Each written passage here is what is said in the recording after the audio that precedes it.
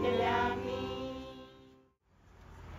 V horách bolo 78 francúzskych partizánov, skrývali sa tu už prví výsadkári, ktorí prišli z Kieva a bolo tu veľmi veľa utečencov z tých koncentračných táborov, čo ich tam viezli a tu sa im podarilo skryť. Niekoľko faktov, to čo vám poviem, to je z kroniky. Skôr ako vypuklo povstanie, dobrovoľne nastúpilo 15 mladých chlapov do kasárny v Liptovskom Mikuláši. Nastúpili 4 nevojaci do kasárny. Nemali vojenský výcvik, ale nastúpili. A keď sa prijala mobilizačná vyhláška, nastúpilo 60 chlapov do kasárny v Liptovskom Mikuláši, čo je teda veľký počet. Vyzbrojili ich, dostali flint, dostali uniformu a z našich porúbenov vytvorili jednu čatu, ktorá zasiahla do bojov pri Červenom kúte. Veliteľom tejto čaty bol Jan Jambrich z Vyšného Konca, zástupcom veliteľa Peter Beďko z Podbrehu.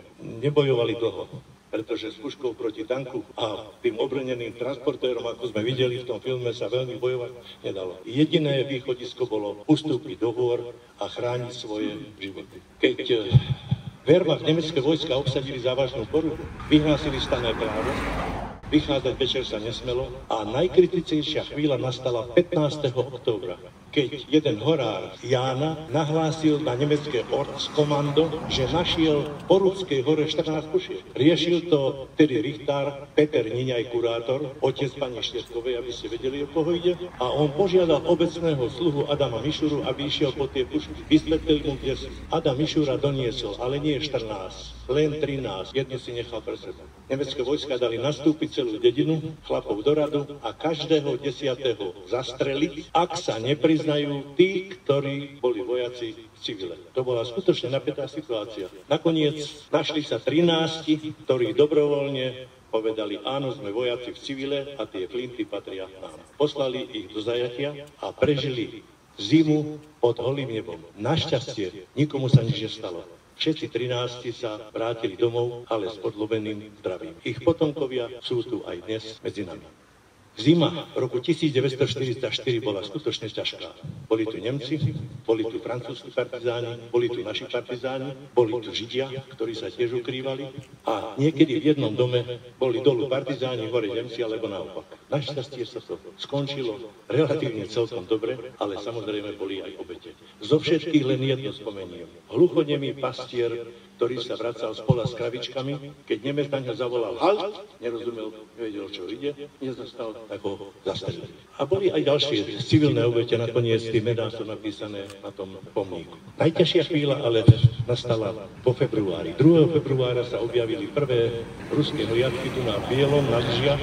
Nemci vykopali zákopy a pripravili sa na obranu celej tejto línie od Poludnice až po Baranec. 8. februára Poruba evakuovala. My si to pripomíname každým rokom ako deň pokánia, pretože ratovali porubenia svoje vlastné holé životy. Všetko nechali tu, aj zvieratka, jednoducho celý majetok. Ale strechu nad hlavou poskytli Hybe a ďalšie tieto obce z 20 km od fronty a 4. apríla sa vrátili domov.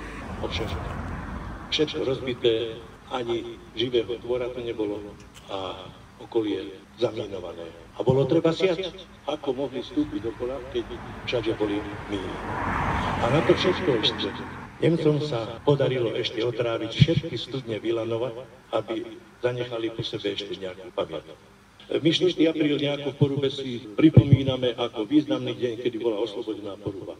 Ale väčšiu pozornosť venujeme potom toho 8. mája, keď je deň víťazstva. Povedal som to tak dosť podrobne, ale z toho všetkého mi vyplýva niekoľko myšlienok.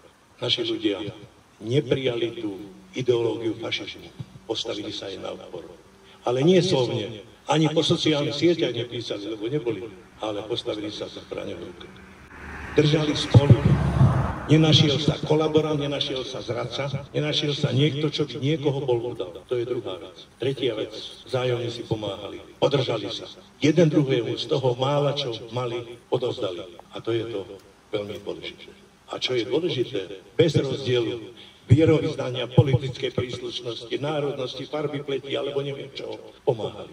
Poznáte tú históriu židovskej jaskyne. S nasadením vlastného života zachránili tých ľudí. Lebo Vždy to platilo a bude platiť. Keď zachrániš jeden život, ako by si zachránil celý svet. Tieto chvíle pripomínam úmyselne, lebo hovorím, je to 80 rokov, je to doba toho. A pripomenúť to treba, aby sme nezabudli, ako múdro konali v tej dobe naši ľudia. Spomeniem ešte myšlienku Martina Rázusa, ktorý povedal svojmu synovi, povedz mi, kto je múdry. A na tomu Martin Rázus povedal, múdry je ten, ktorý v rozhodujúcej chvíli vie, čo má povedať a čo má spraviť. Múdro konať dokáže len človek veľkého srdca. A naši to skutočne v tom roku 1944 potvrdili. Skončím veršom, ktorý je na tom pomôcť. Mŕtvi už nechcú slzy, len mier prosia svojou nemotou. A ten nám je v súčasnej dobe naozaj veľmi, veľmi potrebný. Mier a božský pokoj.